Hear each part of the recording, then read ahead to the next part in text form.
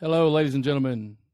Please make sure if you're watching this video, please subscribe to the YouTube channel and like this video. Share the podcast.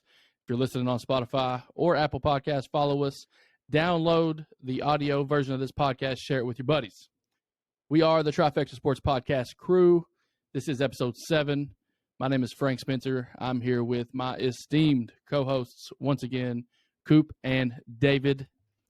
We are bringing a hot and heavy show for you today. Just a little rundown of what's going to happen. We're going to talk about some NFL movement. We have Coach Arians resigning from Tampa. Big news coming out today about Washington and the commies and Dan Snyder and a lot of sketchy crap. We're going to talk a little bit about NBA. We haven't touched the NBA yet. Stay tuned for that conversation. It's going to be pretty eccentric, for lack of a better term. We also are going to preview the Masters tournament. It's one of my favorite times of the year is when we get to watch the Masters. I'm a school teacher. We're on spring break this week. Thursday, Friday, Saturday, and Sunday is going to be packed full of golf on my TV. I'm sure my wife is pretty excited about that. I watched the Valero Open today, and live along. I mean, the Masters is just like top tier golf tournament. Finally, we're going to wrap up the show with something extra special. We are going to have a college basketball coaches draft. The three of us are going to pick 4 college basketball coaches in a Mount Rushmore style draft. And you guys are going to be able to critique it. Who did the best? Who has the top 4 coaches of all time? If you had to pick one of us 3, which one did the best? But we're going to start off with a little bit of college baseball, and Coop's going to take the floor for us. Yeah, so this weekend was all about the Final Four, right? You had Duke, Carolina playing. You had Blue Bloods on the other side in Villanova and Kansas. Cheapest ticket you get on the secondary market for all 3 games this weekend was $450. Well, number 1 Tennessee in college baseball was playing at Vanderbilt. And the cheapest ticket to those games to get into all 3 sessions was $575. I think this is absolutely insane that we have an early season baseball series outpricing tickets in the Final Four.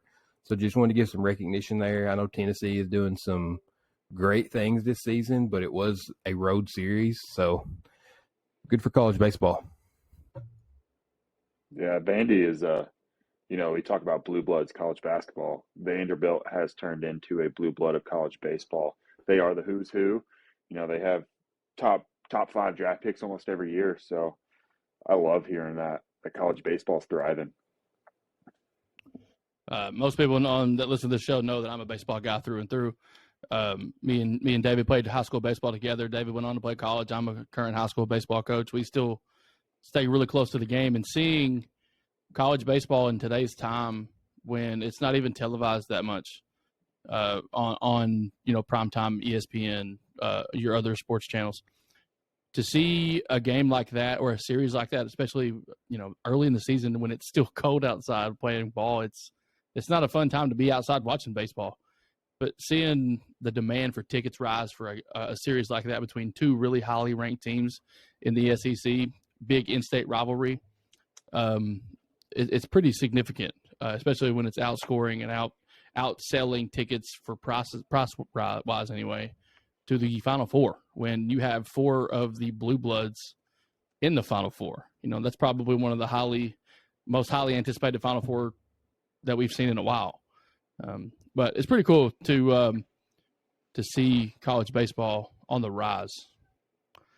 Really quick, we're going to move on to a couple of NFL player movement news acquisitions. One of the bigger ones this week was Bobby Wagner, formerly of the Seattle Seahawks, all-pro linebacker, making his way to the Los Angeles Rams. The Rams just got over the loss of Von Miller, headed to the Buffalo Bills. They don't replace that particular position, but they do increase the veteran leadership in that defensive meeting room there with Bobby Wagner. What kind of impact does Bobby Wagner to the Rams make? I'm going to get you guys' opinion. I don't think it's that big. I mean, Wagner's great. I think he's second in the league in all pro selections to Aaron Donald in the past 10 seasons, something like that. One had 7, one had 6. He's a great player. He's going to help them more so in their passing defense. I don't think he's going to really replace Von Miller, like you said. He's not a pass rusher. He's not going to do anything on the edge. But on a team and with the locker room that already has the veteran leadership they do, coming off a Super Bowl, I think it's good, but I don't think it's great. I don't think it moves the Rams much. Yeah, I would agree. They're getting a guy who's 31, almost 32. He'll be 32 by the time the season starts. It's a good pickup for them, especially when they have no draft capital for the most part. So it's a good signing for them. But, I mean, I don't think it's going to make too big of an impact of, they just won the Super Bowl. I don't think it's going to say, oh, they're Super Bowl bound again. But, he's a good player. So it's a good pickup by him. Yeah, I'm sorry. I would agree with you guys, too. On the field, it's not going to make a big impact. I think the biggest impact is going to be within the locker room. He's also won a Super Bowl, so he's not foreign to the fact that he knows how to get there. He knows what it takes to get there with a team that's built around defense, which the Rams kind of were. I mean, you have Cooper Kupp on the offensive side, and, Matt Stafford played out of his mind later on in the season. But, the Rams defense did a lot of work getting them to the Super Bowl. So he's just another piece of the puzzle, a star-studded room, anyways it is. And he's just he's a solid signing. I don't think it makes or breaks him. They would have done the same thing without him, I think. But it's just another guy to add to the defensive rooms. Yeah, what I think this speaks to more than anything is the change we've seen in positional value in the NFL. Off-ball linebacker, which is what Wagner plays, right? He's not a pass-rushing linebacker. It's probably the least valuable position, at least on the defensive side of the ball. I mean, it used to be that middle linebacker, that inside linebacker, that was the heart and soul of your team. And he can still be that emotionally and in the locker room, but when it comes to actual play on the field, it's all on the edges now. It's all about your corners. It's all about your pass rushers. The middle of the field has kind of died in importance in the modern NFL.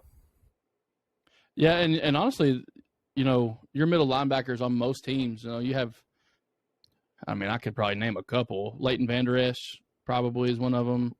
I think he's outside, but yeah. But I mean, he's off. Off-ball interior linebackers right. playing behind the line of scrimmage. There are not a lot of big name guys out there. They're solid dudes, but I'm a Bengals fan, and I can name Jermaine Pratt and Logan Wilson and stuff, but other people wouldn't be able to do that if they didn't follow their team. So like you said, the big names come from the edge and in the defensive backfield. So it's low key. It could probably be pretty helpful for them, especially if they get young linebackers in there that need to be groomed. So yeah. The next signing we could talk about would be Devontae Parker getting traded to Patriots. The New England Patriots. So I couldn't think of the New England part there for a second. Parker, I would say he's had really good seasons here and there. Pretty mediocre as a career. He's not going to be in the top name conversations as a number one wide receiver, especially with the Dolphins. So a good move on his part. I don't know if he sought out a trade or if the Dolphins are like, hey man, we're going to just let you go and send you up north. But send him to the division rival does help with the Patriots.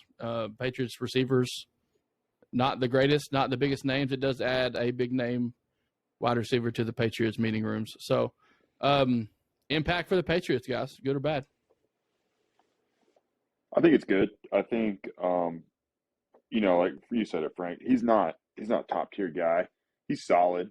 I'm looking at his stats right now, and really his big year was 2019 when he had 72 catches and 9 touchdowns. But I think it gives Mac Jones a bigger name to throw to. He's a bigger guy, I believe. I think he's in this. He's 6'3", 220. So he's a big target. Yeah. It gives Mac Jones somebody to throw to. I know they've got some speed guys with Nelson Aguilar and I think I'm blanking on the other guys, but it's a name. I kind of expected to see Parker move on with, them getting Tyreek, having Jalen Waddle, re-signing Mike Gesicki, I think we talked about that last week too. I think you might have been the one that mentioned it. You didn't know if Devontae Parker still fit in that mold somewhere, which, foreshadowing, surprise, surprise, Dave was right about something. Yeah. And then,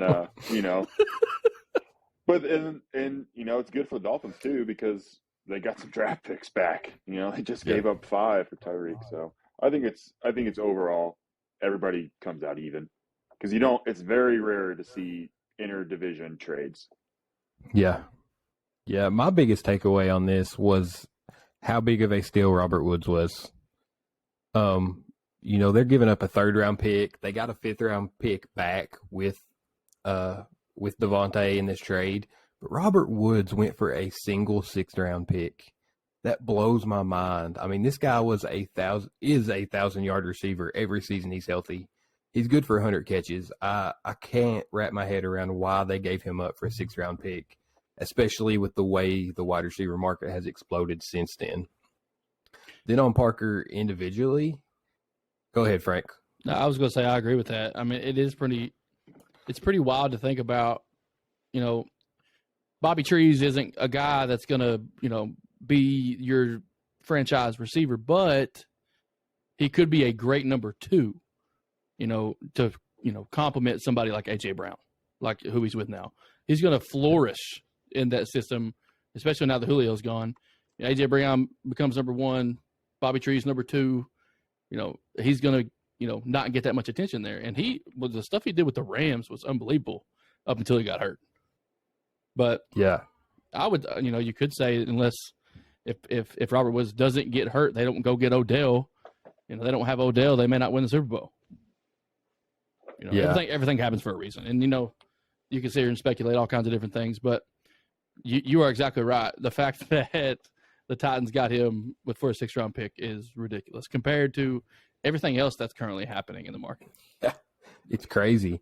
But then on Parker himself, I think he's very comparable. Obviously, there's a little gap in talent here.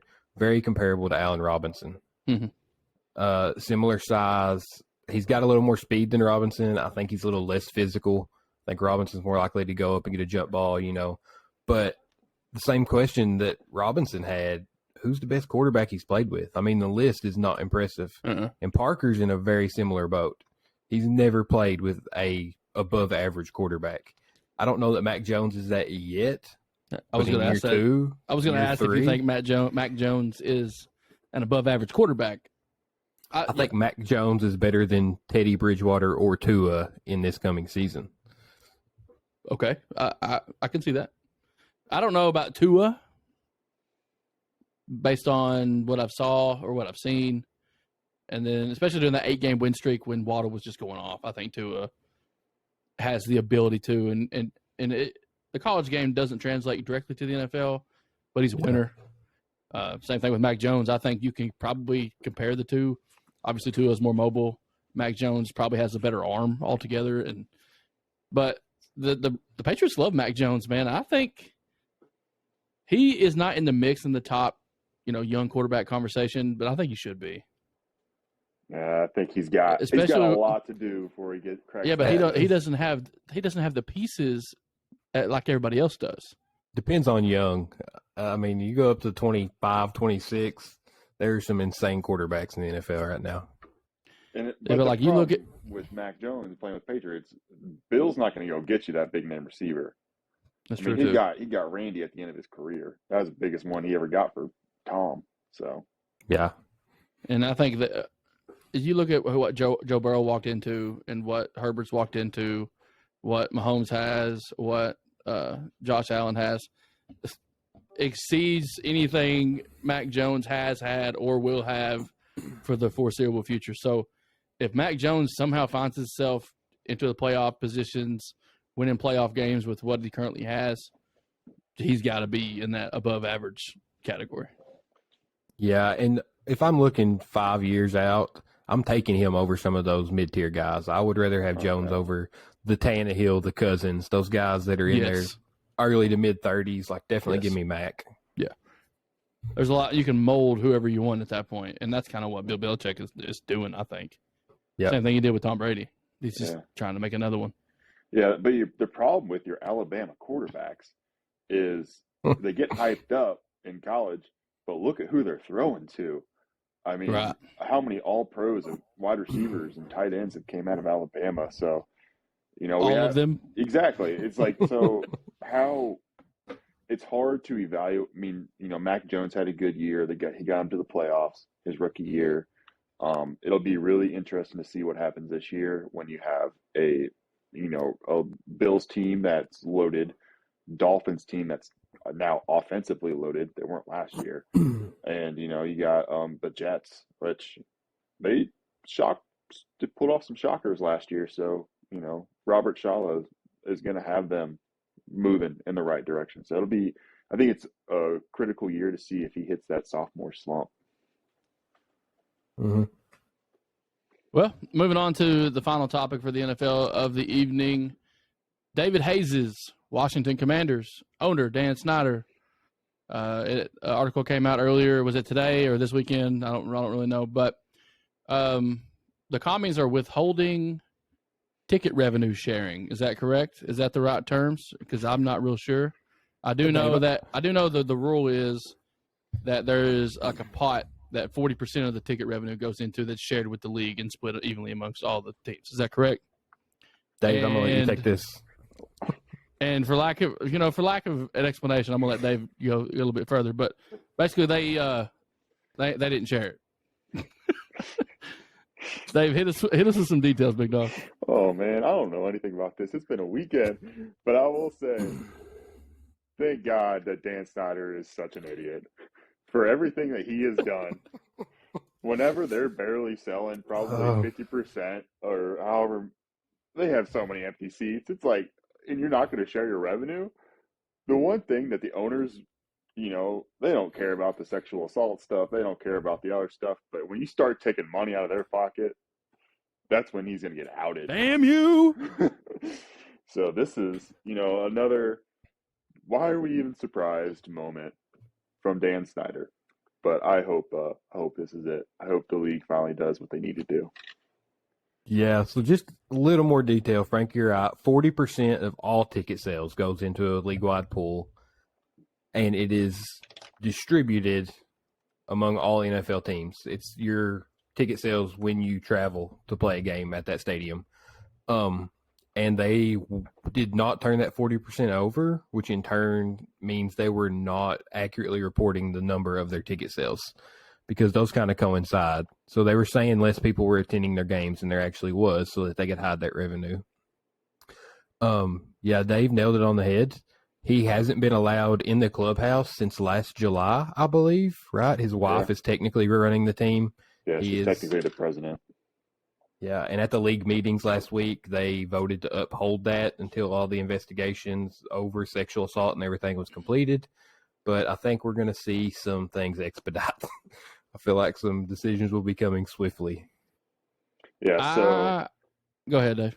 Just a quick stat here. So FedEx Field can seat 82,000, and per Statista.com, Washington averaged 52,000 fans last year. And that sounds like a very reputable website, in case any listeners are questioning it. So that is legitimate. Straight off Google. But this is from February 2002. So who knows if this is the baked stats or not. So, but yeah. It's just funny to hear that they're not sharing ticket revenues, and then you go on Twitter and see how like the sewage is falling on fans, and then the stands are breaking on the Eagles fans, and it's good, clean fun. There comes a time when you run out of strikes if you're a prominent individual running an organization such as in the nation's capital, for God's sakes. There comes a time where you just lose your, ability to do the things that they're doing. Like, you shouldn't be able to own a team if you're not trying to win. If you're not trying to do whatever you can to help your team succeed overall, and if you're not withholding an image that that's set forth by leadership within that organization, you need to give it up. Like, you're just in it for the money. And I know it's a business, but it's not a business to 99.9% of the people that are involved. It's their livelihoods. So you're just playing around with their livelihoods. All that guy is doing, or all that guy, or whoever, the organization as a whole, all they've done is make it a non-destination spot for any player that wants to play football in the NFL. Why would you want to go play for Washington? There's so many things going wrong with that organization, and you know it's going to leak into the locker room somehow, some way, as a humongous distraction. And at that point, you're not doing your job as an owner to put forth the best product on the field. Therefore, you should not be able to own the team. If you're a manager of a McDonald's and you're not getting the job done, your ass is fired. If you own the McDonald's and it's not making money, they're going to close it down. You're going to have to sell it. And obviously, the Washington Commanders are not making money, or else they wouldn't be trying to hide the money that they're making. So that's my rant on stupid issues like that. I love it. I think it ruins professional sports, and that's why people don't like professional sports, is because it revolves around this right here. Mm-hmm. And now college athletics is being about the same. And you talk to the middle-aged male that watches sports and has all their lives, which, guys, we're creeping up on that middle age, by the way. Yeah. You talk to those guys that have watched, basketball since the 90s, or the NFL since the 90s when we were born. They can tell you that it's just not the same. Back in my day, they kept saying. And I kind of understand it now. I'm becoming that grumpy old man that says, this is stupid. Why is this happening in today's time and age when you're blessed with the most gifted athletes to ever walk the face of the earth, and you're blowing it on stupid crap like this? And that's across all professional platforms. When you have the most athletically gifted individuals walking the face of the earth that have ever lived, it is impossible for you to mess that up. And somehow, some way, these leagues are screwing it up for everyone. That leads me to my next point. Why does the NBA suck? Yes. Why does it suck? I hate it. I love basketball. Why does the NBA suck? To everybody listening right now, what you just heard was absolute broadcast gold. Okay, this guy is ESPN level host right here. I mean, absolutely smooth as silk. You can't write a transition better than that. And I know he was winging it because he doesn't take notes. Yeah, they know me. I graduated with a 4.0 and didn't study a day in my life. College or high school. So on to the NBA. I think you handled the commies perfectly, Frank. The NBA sucks as an entertainment option. I think the product they put out is very bad. I will say, from a league perspective, they are head and shoulders above the MLB and NFL in the way that league is ran. Adam Silver, I'd probably vote for him for president. I love everything the guy does, the inclusion he's got going on, the way he lets his players, I mean, they have a voice, they have a say in everything. He holds the owners in the NBA accountable. The stuff they've done with basketball overseas, the way they've spread that game internationally. Adam Silver's amazing. The league is ran very well. I cannot stand watching NBA games. I think Dave had a really good take on this when we were talking offline, so I'm going to let him kind of start us off on why the product actually sucks. Yeah, so what's worse than watching somebody who doesn't miss? There is nothing relatable whenever I go out on a basketball court and I miss 53 straight three-pointers to only go flip on a television to watch a basketball team shoot like 65% from three-point line. And that is why my take is basketball sucks, because the players are so damn good. It is, I looked up the stats today, and it is mind-blowing, the difference in 15 years. I mean, 15 years sounds like a lot, but for us, what were we? 13? That's half our life. We were in middle school. Like, that feels like it was yesterday. Yes. And the game has changed so much because of the three-point line. So just rattling off some stats here. I'm going to give you 3 seasons here. The first Mhm. one is going to be 97-98. So Jordan's Bulls went on to win the championship. So this is the league averages.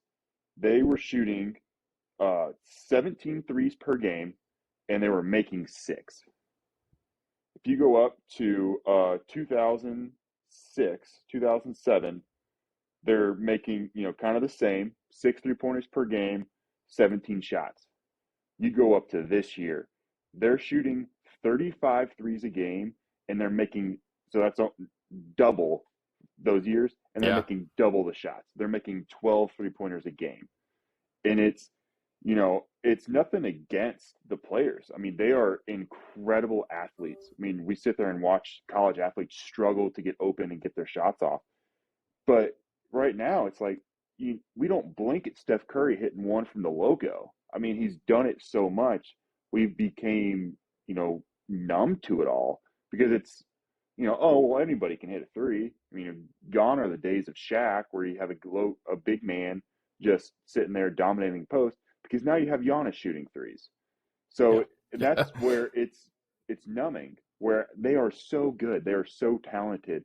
They can literally do it all. I mean, you have LeBron at 6'9", 250 or 280, however much he weighs, and he can do whatever he wants with the basketball. And I think At 36. At 36. And it's like, our generation grew up with at tail end of Jordan. Then we had Shaq and Kobe. Then we had LeBron.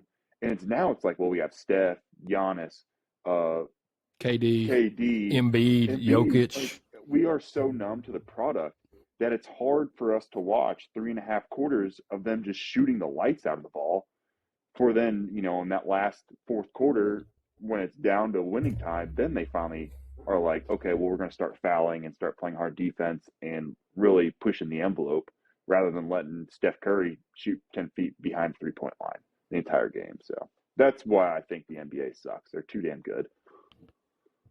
And I agree with that. I agree with that wholeheartedly.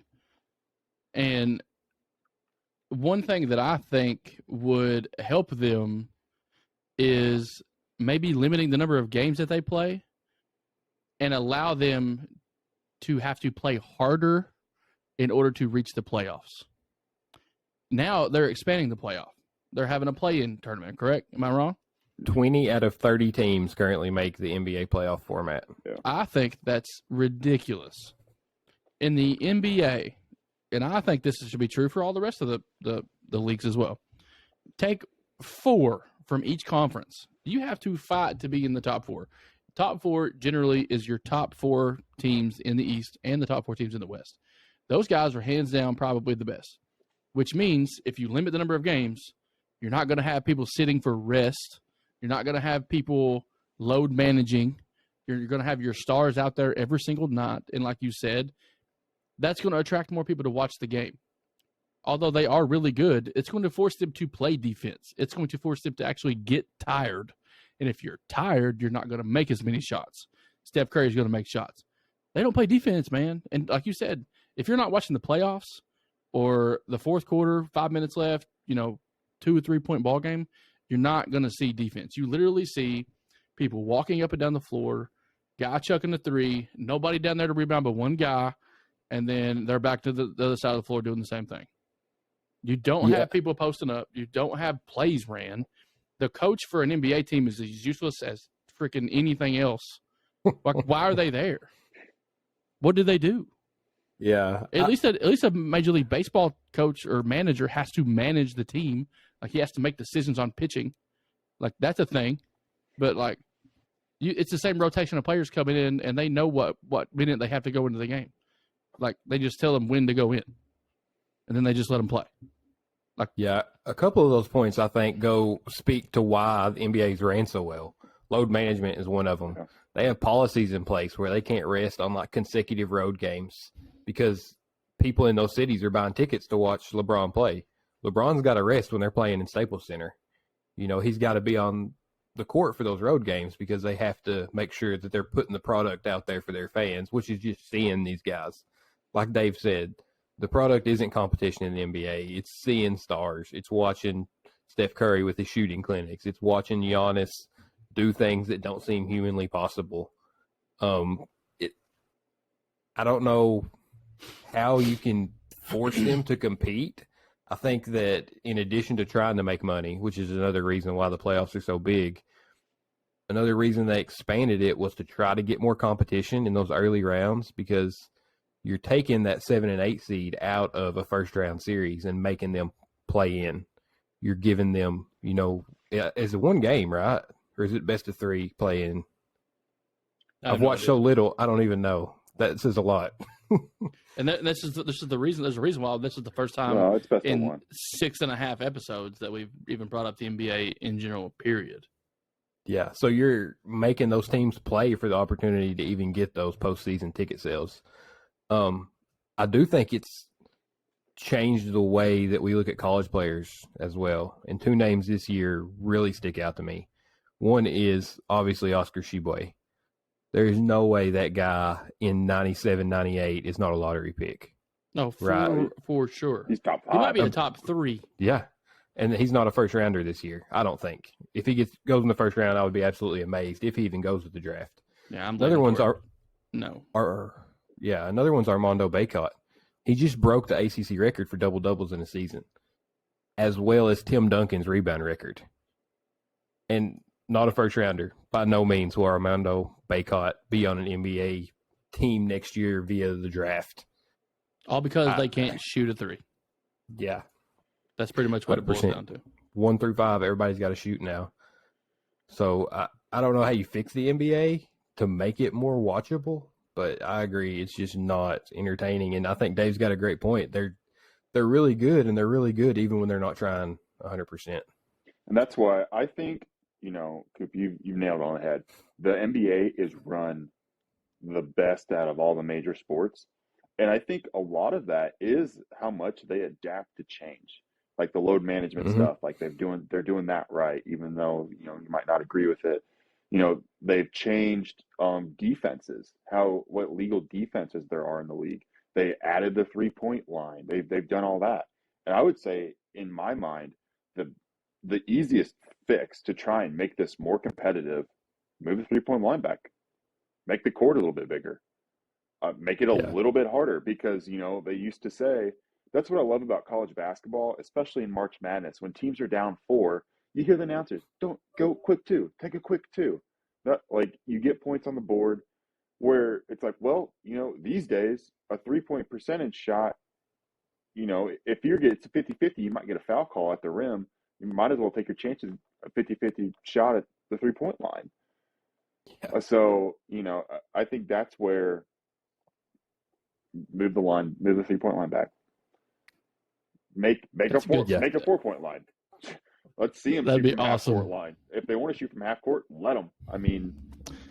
But it's ridiculous. Yeah, the NBA, if you like the NBA and you're listening, comment on the video, do something to let us know what is it that you like about the NBA. And because there's some people in this, in my community, that's their top priority, like NBA basketball. And I think they tie themselves to being a fan of a player more than anything, than a team or the game itself. And just like, when you grow up, you have your favorite baseball player, football player, all that good stuff. It's easier. You see their faces. You see them every day. They play a lot. So it's easier to relate to an NBA player than it might be for a football player, especially because they're so far away when you watch them. You can't have that intimate connection with them. When in the NBA, like the camera's right in their face. No, they don't have a helmet on. And you can see their face. You see them, how they move, how they act, their actions, and you see it 100% of the time on the bench or on the floor. For baseball, you see 2-3 guys plus the umpire every single pitch. You see the pitcher, catcher, and who's hitting, and then the umpire probably screwing up back there behind the catcher. Yeah. You don't have everybody on TV at once. Like the camera's not in your face.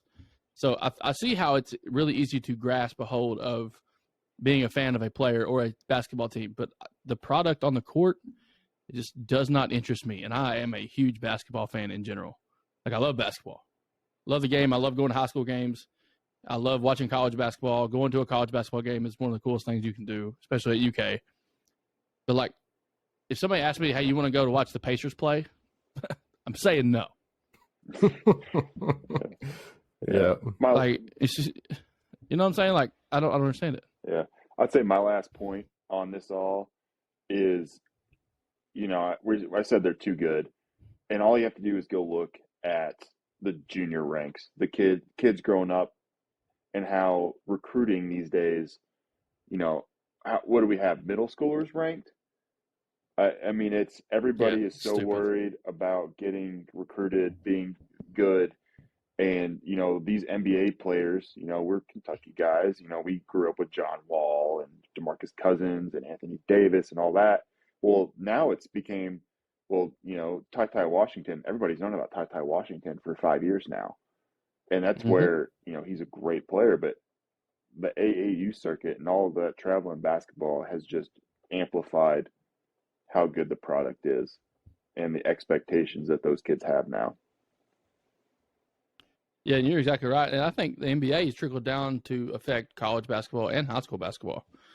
I mean, if you watch high school basketball, you have a lot of old school style coaches that teach the game like it was when we grew up, that you didn't shoot a lot of threes. If you have a small school, you may not have the luxury of having 3-point shooters. You might have one or two on your team, but you got to play. You got to run X's and O's. You got to get open. You got to run a zone on defense just to get by. And then you have these kids wanting to grow up and be college basketball players and NBA players, and they're just chucking it every time they get it.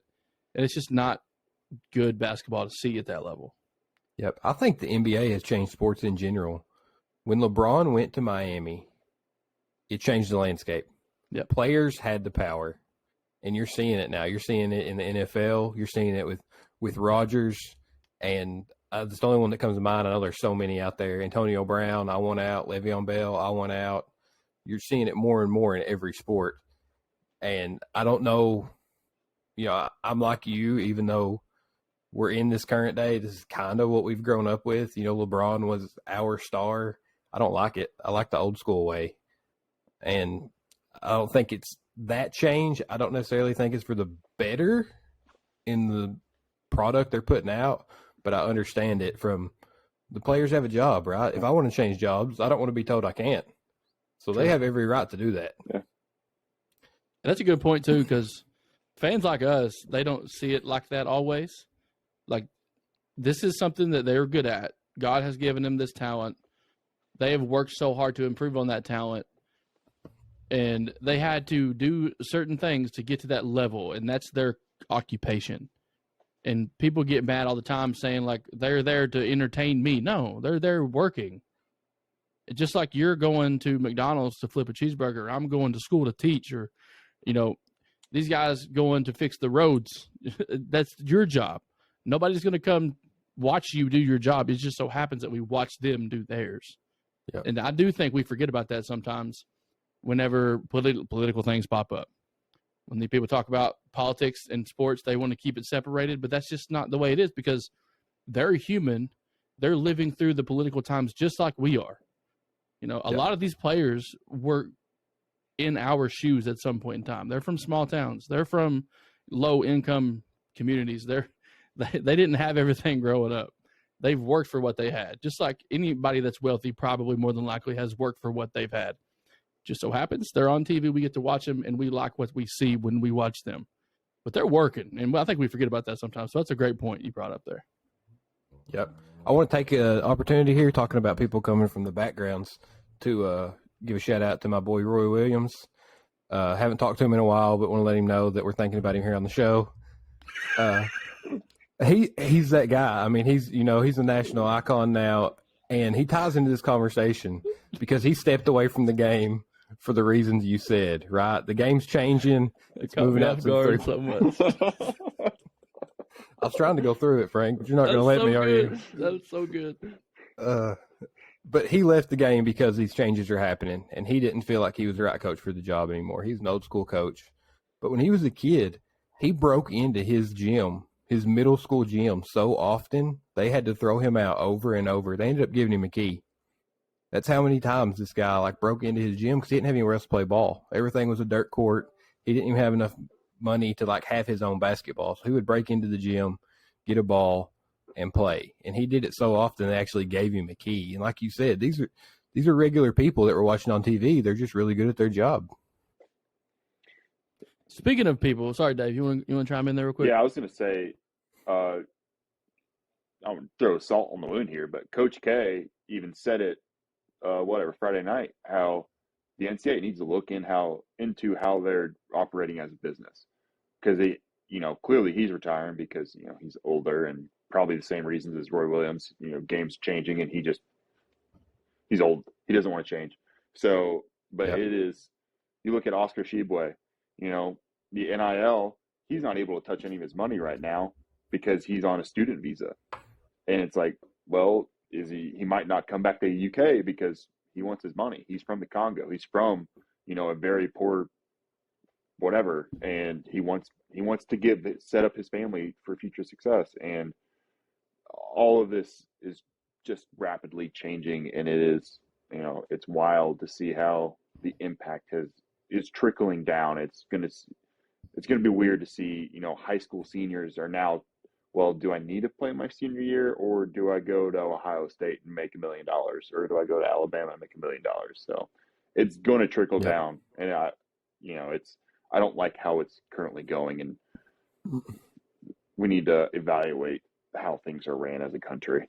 So, speaking of people who are very wealthy and very good at their jobs, we cannot let this week's episode go by without previewing, quite frankly, one of my favorite sporting events of all time, and that is the Masters. Tiger Woods, yes, the great Tiger Woods, rehabbing a gruesome leg injury from a car accident a couple years ago, has been practicing at Augusta, walking, playing golf, and had tweeted today that he is a game-time decision to play in the Masters tournament. Now, if you follow golf like I do, golf is one of my favorite hobbies. It's one of my favorite things to watch on television. I know it's kind of boring, and some people do, and I do not understand it. But when you get old and you're an athlete and there's nothing else to be competitive for, you play golf. And that's something that I've picked up over the last couple of years, especially during COVID. And it's something that I have looked forward to this summertime, playing golf, watching golf on television. Tiger Woods is the face of golf, always has, always will be. The fact that he's making a comeback, or possibly making a comeback, to play in this year's Masters tournament is humongous for the game and humongous for sports in general. I'm kind of excited to see what happens. I don't think he's got a chance in hell of winning because the golfers now in today's age are so good. Not to say that Tiger's not really freaking good right now. Head up, he probably could beat some people one-on-one. But in a tournament setting, 4 rounds, walking with his history of injuries, it's just going to be good to see him swing a golf club on TV in a competitive event. But I just wanted to cover the Masters really quickly before we moved on. It does kick off on Thursday at Augusta, one of the most storied golf courses and golf clubs in all of sporting events. It's a humongous week for the sport. Currently, the Masters odds, John Rahm is set as the odds-on favorite with Jordan Spieth, Colin Morikawa, Justin Thomas, Rory McIlroy, and Dustin Johnson rounding out the favorites. Some dark horse picks. I'm going to pick, we didn't discuss this beforehand, but those names I mentioned, it wouldn't surprise me if any of those guys won this tournament. But Scotty Scheffler is the hottest golfer in the game right now. Has already had 2 wins this season in 6 events. Another name to look out for would be Patrick Cantlay. If you play daily fantasy sports, golf is the thing to bet on. It's the only thing I put money into for daily fantasy sports. Scotty Scheffler, Patrick Cantlay. Those are some picks that you need to remember. Do you guys watch golf at all?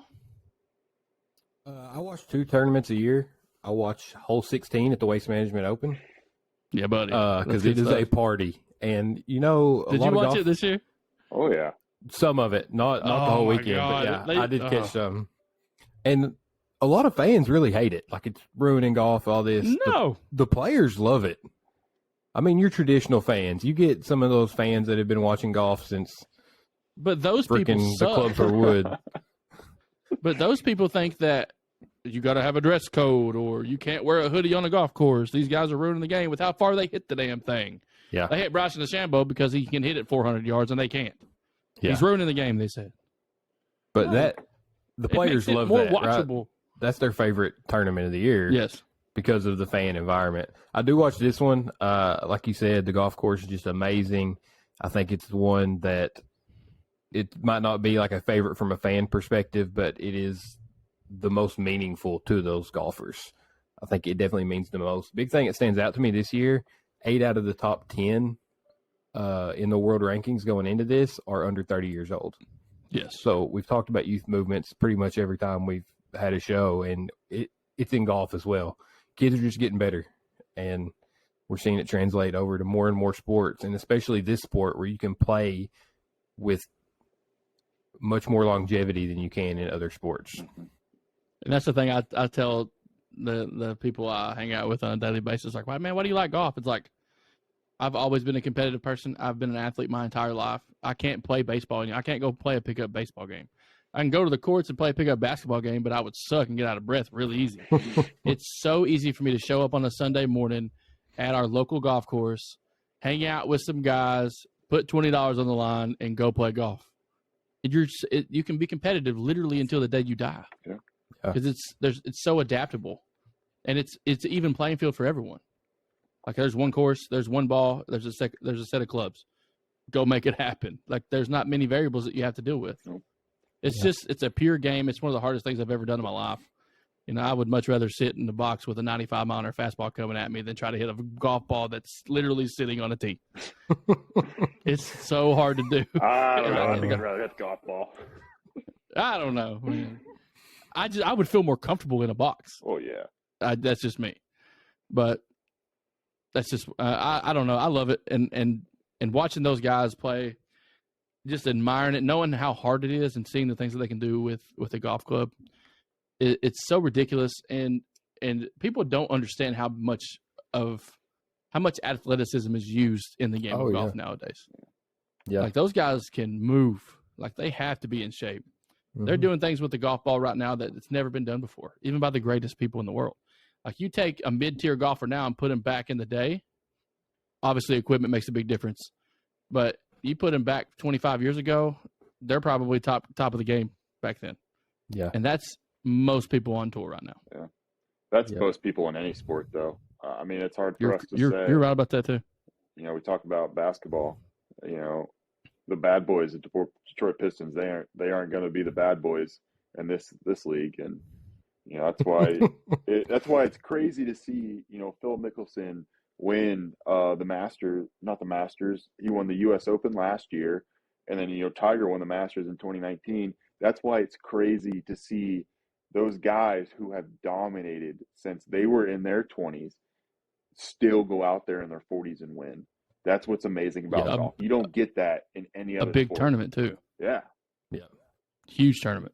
Hey, on Phil Mickelson, he is sitting out this tournament. He has not played in 2 months since his statements about the Saudi Golf League. Yeah, he's done. Yeah, and it's kind of upsetting too, because the dude was still winning golf tournaments. He was on the Champions Tour, which is the tour that you leave after the PGA Tour if you still want to play golf. It's like you have to be 50 or something years old to be in it. But these guys are still playing high-level golf at 55 to 60, some of them 70 years old, going out there and playing for a lot of money. And he was winning. If he played 10 tournaments, he was winning 5 of them. That's how good Phil Mickelson still is. And he's still obviously winning major championships last year or a couple of years ago. So it's kind of unfortunate that people's words like that have a huge impact on their career. But you deserve what you get when things happen. People make mistakes, and like Dan Snyder, sometimes enough is enough, and you just got to take your medicine and go home. It's unfortunate for Phil Mickelson because I enjoy watching him play golf. Just the lefty swing that's not really seen much of. His charisma, his attitude, he's like an energetic and contagious smile that he has on the course. It's just ridiculous how much of an impact he and Tiger Woods have both made. Those are the two guys that are, our LeBron James of golf, as those two. So yeah, you could almost, that's our golf spiel. You could say that Phil Mickelson's the Reggie Miller to Tiger as Michael Jordan. How many cool. How many titles did Tiger swipe out of Phil? So quite a few. Yeah. But that's our golf spiel with the Masters coming up. But We're going to get started on our college basketball coaches draft, which is what you've been waiting for if you've been listening for this long.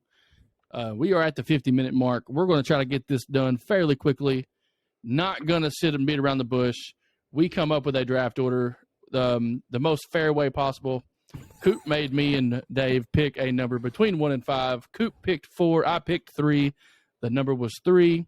I got the choice of having the first pick or the third pick in a snake draft.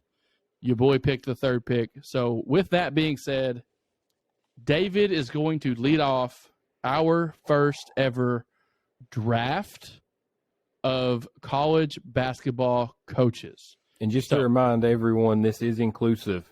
This is men and women's. Exactly. It is college basketball coaches, period.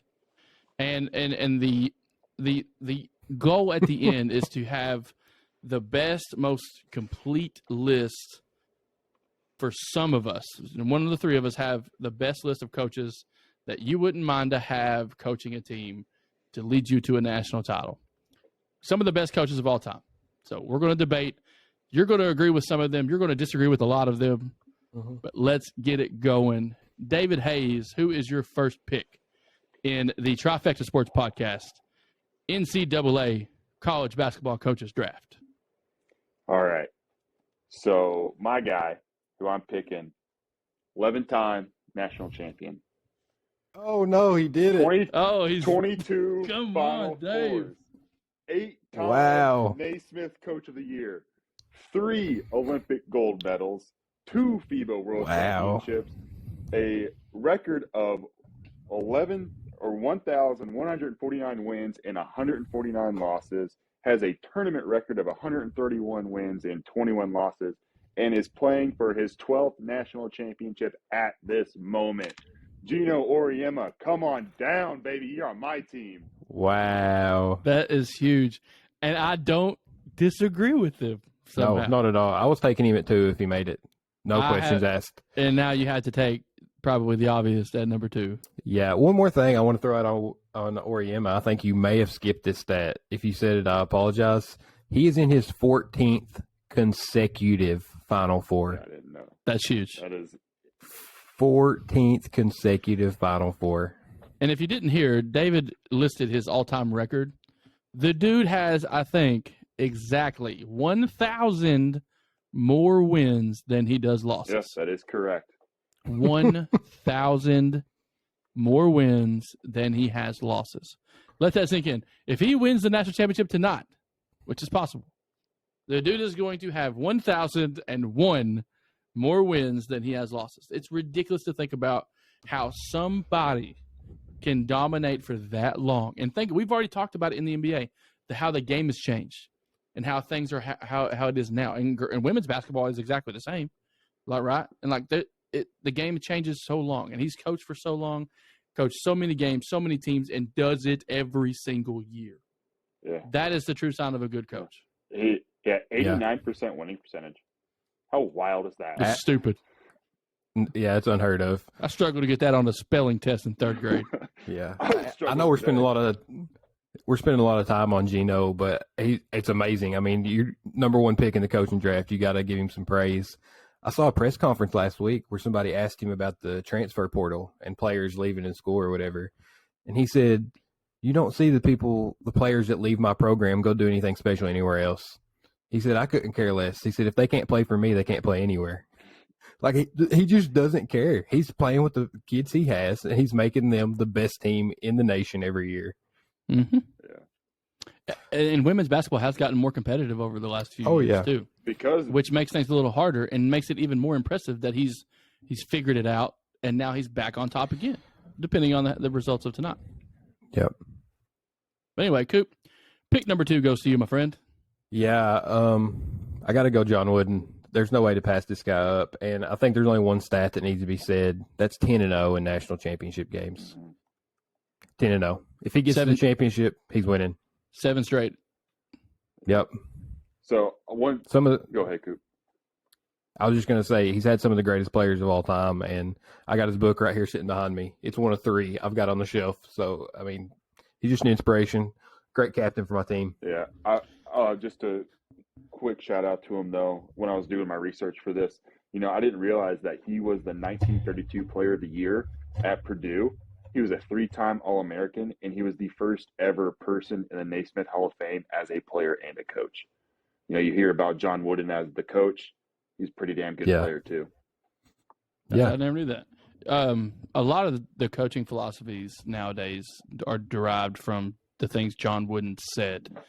Now, you can sit and argue that the game has changed. John Wooden played with a bunch of white kids in a white game and just dominated with, a few good players. But competition in any sport is difficult, and doing it consistently, like we said with Gino Auriemma, with John Wooden, doing it consistently, no matter who you have on the team for decades, that's a ridiculous stat. So yeah, and they banned the dunk for Kareem whenever he was playing for UCLA. So they're literally changing rules because UCLA was too good. Yep. All right, moving on to my pick. I get 2 in a row. Okay, I'm the third pick. I get the first pick of the second round coming back through. I'm ready for you to blow this so I can get my next pick that I want. Yeah, you're probably right. There's 3 people I can pick from. The first one I'm going to go with is Coach K. I think. No, great career. I'm not going to boo the guy. I can't. He's top 3. Has to be top 3. 5 titles, 12 Final Fours. Just recently with his last run. Love him or hate him, you have to respect the work he's put in for so many years. Even when the game has changed, like we've said it before, winning college basketball championships is hard. No matter who you are, no matter what teams you have, what players you have, future pros that are on your team, it's hard. He missed out on a lot of championships. But like I said, it's difficult to win the NCAA tournament. So Coach K is the final pick of the first round. Now, I'm going to go with a little sleeper here, and there's a couple reasons why on the second round coming through. I could go with, a Kentucky coach through and through, and there's one at the top of the list that should be named in this draft very soon after this, but I'm not going to go that route. I'm going with Pat Summitt. The reason I'm going with Pat Summitt, another women's coach. 8 titles, 8 national titles. Mm-hmm. Gina Auriemma has 11. Pat Summitt changed the game when it comes to women's basketball. She made it where those girls got the spotlight. She was the face of women's college basketball for the longest time, and all you heard about was Tennessee basketball, Tennessee women's basketball. We had girls growing up when we were in school that loved UK men's basketball but loved Tennessee women's basketball, and my wife being one of them. Here's the reason why I'm picking her as being my first pick of the second round. And it's not because of her accomplishments on the court. As a coach, you're much more than just an X's and O's person. You have to have the ability to connect with the individuals that are playing for you and have an impact on their lives in some form or fashion. Pat Summitt is continuing to have an impact on everyone's lives that currently play basketball. The men's team plays on Pat Summitt's court. It says the Summit on the court, and it does that for a reason. Here's a stat. Every single player that Pat Summitt coached has a degree from the University of Tennessee. Whether or not they left early or stayed the entire time, every single player that she coached has a degree from the University of Tennessee. That means a lot. Nobody else can say that. And here's another thing. Every player that Pat Summitt coached at least played in the Elite 8. Every single player that she coached at least played in the Elite 8. That is an accomplishment that I don't believe anybody else can even come close to. So, those are my 2 picks. I know Pat Summitt was probably a dark horse, probably didn't need to go that early, but I could not let that pass. The graduation thing and all those guys or all those women having a degree after playing basketball and she being the one to push that and letting them know that basketball is not going to be there forever. You have to have a backup plan once you're done, especially in the world of women's basketball, which you go to the WNBA, you're making not a lot of money. I don't know the stats right off the top of my head, but that's a big difference. That's huge for the game of basketball. And I think she has a huge impact on the game, and that's my pick for the first pick of round 2. Yeah, I don't think there's any argument there at all. I think Pat Summit is far from a dark horse. I think she's a great pick at number 4 overall. And on Coach K, you know, I'm the Carolina guy on the show. Nothing but respect for Coach K. Have no problem with him. The things he's done, absolutely amazing. The relationship he still has with those players. I mean, you hear watching the game last night, the way Grant Hill talks about him afterwards, hasn't played for the guy in 30 years. And you can just still see the respect and admiration he has for him. And then every question he had after the game, it's not about me, it's about these kids right now. I need to make sure these kids are all right. You know, half those guys are only there for 1 year. They've got 4 first-round picks on that team, and his priority after 42 seasons on that sideline is these kids. And you just echoed the same thing with Pat Summit, right? That was her priority. It was those kids. So that being said, I'm going to move into my pick, and I'm going to get into the other side of that rivalry. I'm going to go ahead and grab Roy Williams while he's still on the board. I got to take my boy Roy.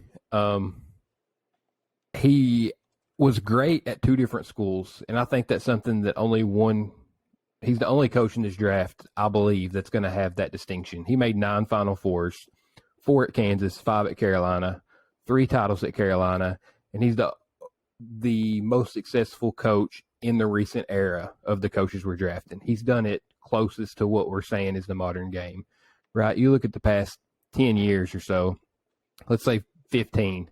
Roy's got 2 titles in that time. Other coaches up there, Boeheim, Izzo, Krzyzewski, like he's just kind of outperformed them during that time. I love the guy. I love his attitude. I love his dadgummits. Everything about Roy, him in the stands during the NCAA tournament has been my favorite thing to watch, his face after every game. So I'm happy to have him in the second chair on my bench. Yeah, it's a good pick. I think I would have had a really hard decision on my plate for the 3rd round if you hadn't taken him there. Yep. All right, moving on, Dave. Who you got? All right. This is a no-doubter for me. Kentucky guy through and through. Give me the Baron of the Bluegrass, Adolph Rupp. 4-time national champion, 6 Final Fours, won 1 NIT title. I'm not really sure when the NIT and the NCAA kind of, those 2 tournaments became different. 27 SEC titles, 5-time Coach of the Year, and an overall record of 876 wins and 190 losses. And he played under the historic Bog Allen at Kansas. You know, this is the guy.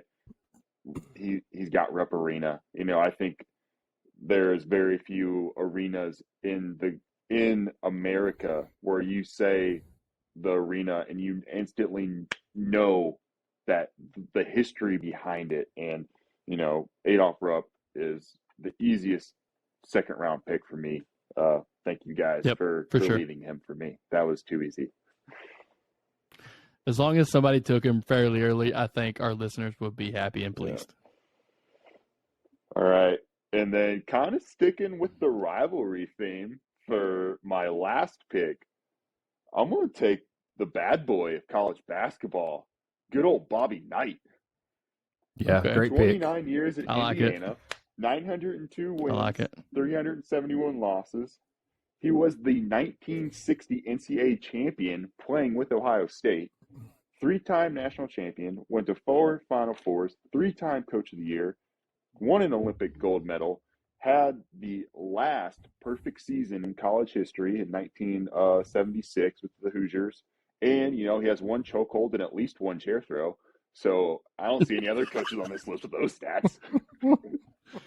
Stat book stuffer, baby. Oh. Get you a guy that does it all. Let's just say Dave, through 3 rounds, has the most likely team to get ran out of town with pitchforks. For sure.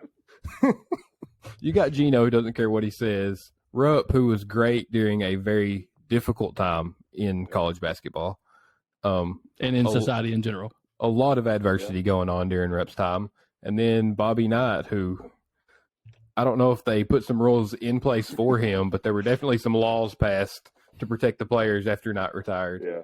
You know, it just speaks to, though, you know, how we have changed as society. You know, tough coaching is frowned upon. And that's why it really is. You see the great guys like Gino Auriemma who, you know, I don't care if they transfer because they can't play. They can't play for anybody else either. So it speaks to a lot about character these days. Yep. So going into my pick in the third round, and I'm absolutely ecstatic to get this one. I got to go Carolina again. And the fact that we have two coaches up there, let's go Dean Smith. 11 Final Fours, all right? And then also gave us the joy that is Roy Williams, right? Roy went to college at UNC, tried to walk onto the basketball team, didn't make it, would not leave Dean Smith's practices, sat up in the bleachers for a year, taking his own stats on a notepad, and finally Dean added him to the coaching staff. That's how Roy Williams got his start. And consistent. For him to do that, and literally, you just said we had rules changed because of Wooden. We had rules changed because of Dean Smith. There's no shot clock without the Dean Smith in the four corners offense. The things he did and the style he had, like it was Dean's way, right? Yep. It was the Carolina way. He benched Michael Jordan, told him, Michael, if you can't pass, you can't play for me. Like that kind of guy. That's who I want on my bench. I need that kind of intensity. I need that mindset. So sitting here with Wooden, Smith, and Roy Williams, I feel like I've got the early lead on this draft. Yeah, you definitely leave me with some choices to make. I have a list of 13 coaches here. We've picked 1 through 7 with another one that I had later on down the list. So I'm going to pick between 3 different people here, and I've got 2 picks in a row that round out my draft, and I'm thinking about going with a relatively new name on the list. I'm going to go with Jay Wright, as I know he's. There are other coaches currently with more qualifications. There are other coaches that have coached before him with more qualifications. But what he's done with the Villanova Wildcats in, I think, maybe he was there in 2001, I believe. Yeah, he's 20 years. What he's done with that program is unheard of. We're now talking about Villanova as being a blue blood type of program. 2 titles in the last few years, 4 Final Fours. Jay Wright has literally created a Fortune 500 company with the Villanova Wildcats, with relatively unknown players, relatively unknown recruits, playing the game like playing old school basketball in a new school basketball type of, community. Some people might hate me for that pick, but I'm sticking with it. Hey, let me give you something on Jay real quick. Go ahead. With Coach K retiring this year, Jay Wright is the only active coach in the NCAA with multiple titles. He's the only one. There you go. So Jay Wright is my 3rd pick. So I've got Coach K, Pat Summitt, Jay Wright. Now my last pick, I put this man at the bottom of my list, and I can go through a couple of names here. I'm not going to give you guys any ideas because there's some names that are going to be left off this list. But if you're talking about impact to the game of basketball, especially the college game of basketball, it is impossible to pick somebody else other than John Thompson Jr. from Georgetown as being one of the most influential coaches of all time. Didn't have as many accomplishments. He had 1 title, 3 Final Fours. His title came at the back of Patrick Ewing. But he was the first African-American to win a major college basketball championship. He literally laid the foundation for every African-American basketball coach and coach in general on how to be successful in a time that it was really hard to get things done just because of the color of your skin. So I'm picking John Thompson Jr. as my 4th coach in my draft simply because of the fact of the impact he made on the game. And I've read his book. You can talk to players that have played under John Thompson Jr. They respect that man more than they respect their own dads in some certain way. And he played the greatest father figure known to man. The guy was an icon and a legend, and he's somebody that cannot be left off of any list when it comes to the greatest coaches of all time. Maybe not in terms of performance on the court, but impact for student athletes, for African-American students, for any student ever that played for him. He's going to have an impact in their life, and that's kind of I went that direction for my final pick, and I'm sticking to it, and I have all the confidence in the world that I can sleep well at night knowing that there's a couple of names that are higher up on my list that I'm looking at right now that I didn't pick because of certain things. But I'm going along the lines of decent human, great human, impact on life in general over basketball accomplishments. And that's the whole thing about being a coach nowadays. Yeah, I love it. I think it's a great pick. Perfectly said. I don't have anything to add. I mean, he's a great guy, great figure, and definitely an icon for the sport. So now moving on to my pick. I'm looking at my roster right now. I have 32 Final Four appearances, 15 national titles. What I need is some character, right? I need a charisma guy. So I'm going to go Jim Valvano right here. Oh, okay. I love that pick. Give me Jimmy V. And if you I love guys that pick. don't know of Jimmy V outside of the V Foundation, you owe it to yourself to find a speech from Jim Valvano. It doesn't have to be the ESPY speech, just anything with him in front of a microphone. The guy's electric. He is a personality. Everybody hated him because of it. Like, he was not well liked. I love watching the 30 for 30 on him. Is amazing. You know, Survive and Advance, when they had that Cinderella season and they beat so many NBA Hall of Famers. You know, they beat Carolina in the ACC tournament when they had Jordan and Sam Perkins. They beat Ralph Sampson at Virginia, 7'4", again, NBA Hall of Famer. Getting to the NCAA tournament that year, they beat Phi Slamma Jamma with Hakeem Olajuwon, Clyde Drexler. Like, the tournament run they had was absolutely insane. He stepped away from the game pretty young over some absolutely absurd sanctions from the NCAA over players selling their equipment. I don't think he had any ties to it. It was just one of those, we've seen them before, institutional control violations. Career got cut short way too soon. Then he had his battle with cancer where he gave us the V Foundation. Over $100 million has been donated to that in his name over time. He's still a huge part of the game, even though he's been gone for so many years. And that's the personality that I need to round out the championship power that I have on my bench. That's a great pick. I love that pick. God, you guys are making me look so bad. This is we didn't know it was going to be like this, Dave. Well, boys, you know, we're here to win basketball games. I'm glad you guys feel good. You guys are going to have great young men and young women on your teams that, you know, they win at life. But my boys and girls, they're going to win on the court. And the next pick, I think, is a no-doubter. One of the most electric guys that wherever he goes, it's just a magnet. Rick Pitino. Oh, my gosh. You know, one-time national champion. I don't hate it. I don't hate it. He had the 2013 title. I don't hate it. 5 Final Fours. 2012 and 2013 were stripped, so he actually has been there 7 times. He's won the ACC championship when Louisville went there, but that was stripped in 2014. Won the Big East. Did you say strip? I did. Yeah. I did. Oh, okay.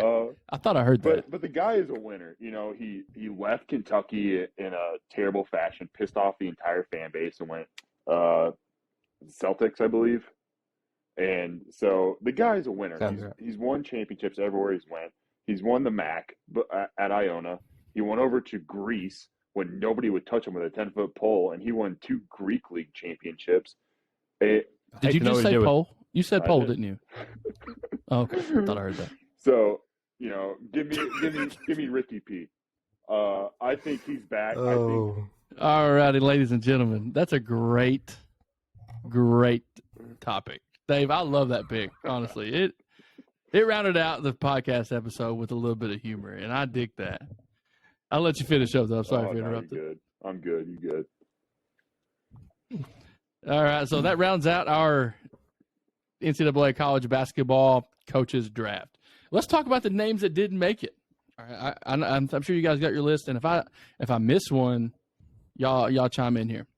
One name left off the list: Jim Boeheim. 1 title, 5 Final Fours, Syracuse. No, doesn't make it to me. I agree with that. One that could have made it would be Jim Calhoun. Yeah, he was on my list. 3 titles, 4 Final Fours, 2 pretty recent ones as well. Mm-hmm. Another one on the list that didn't make it, and probably because of a little bias toward the blue and white, would be Denny Crum from Louisville. Yeah. 2 titles, 6 Final Fours, put Louisville basketball on the map, made them significant. Was a staple there for that program in the northwestern part of the state. Another name, obviously, we've already mentioned this name before, Fogg Allen, another guy that could have been on the list. The great Kansas coach. When we talk about places that college basketball teams play, like Rupp Arena, Fogg Allen Fieldhouse is another one that's just at the top of the list. Dave, in terms of on Mecca. Fogg Allen, who did you say played for him on your list? Adolph Rupp. Yeah. Rupp. Dean Smith also played at Kansas for Fogg Allen. So, I mean, that's insane to have those cool, two the guys connection there underneath you. He also coached 3 different college sports. Yeah, I had that one too. Yeah, so there's another name that very well easily could have made this list. If we had 5 picks, all of those guys probably, excluding probably Jim Boeheim, would have made our list. Any other names that you guys want to bring up real quick? I think if he stayed in college, Billy Donovan would definitely have got picked in this. Yeah, that's another one. He was in consideration to go on my list of picks. I knew there was going to be 12. I made a list of 13. Yeah. So. And in the theme of Patino with actual NCAA violations that mean something, Jerry Tarkanian is somebody I'm a huge fan of. That's just me personally. I love the style they played with, running Rebels. That amoeba defense, Brian Hall had us running that in high school, so I'm a little partial to Tarkanian. Yeah. Anybody else? I think you could throw. I mean, they don't have titles, but Bob Huggins from West Virginia won a ton of games. Probably not on anybody's Mount Rushmore of college coaches, but deserves a shout out. Izzo. Tom Izzo's another one. Bill Self. He might go win number 2 Bill Self tomorrow night. Yeah. Bill Self could easily made anybody's list today, in my opinion. Who else? You going to put Mark Few up there? No. Absolutely not. Hubert Davis will be on this list after tomorrow. You're going to have three UNC guys on your list? Boys. Yeah. I think if John Calipari won another title, I think he could have definitely made it on our list of 4. A lot of asterisks on that record as well. Yeah, you're right. Yep. But if Patino makes it, I think you can make an argument with another title. Calipari makes it. Yeah. I think Calipari makes it by the end of his career. I hope so. I mean, that's just my humble UK fan hopefulness.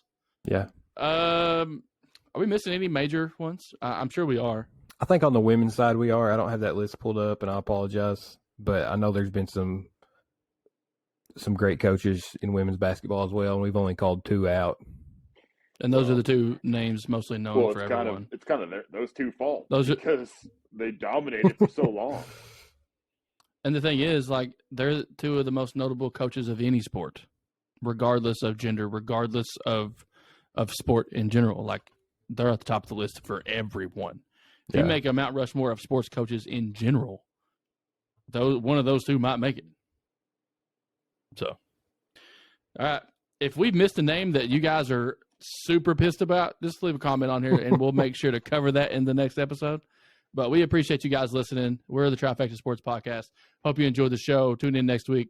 Be on the lookout for snippets of this video released on YouTube throughout the week. All right. See you guys. Love you. Please vote on your favorite team. Yeah. Just don't let Coop win. That's all I ask. Peace, guys. Love you guys. See you.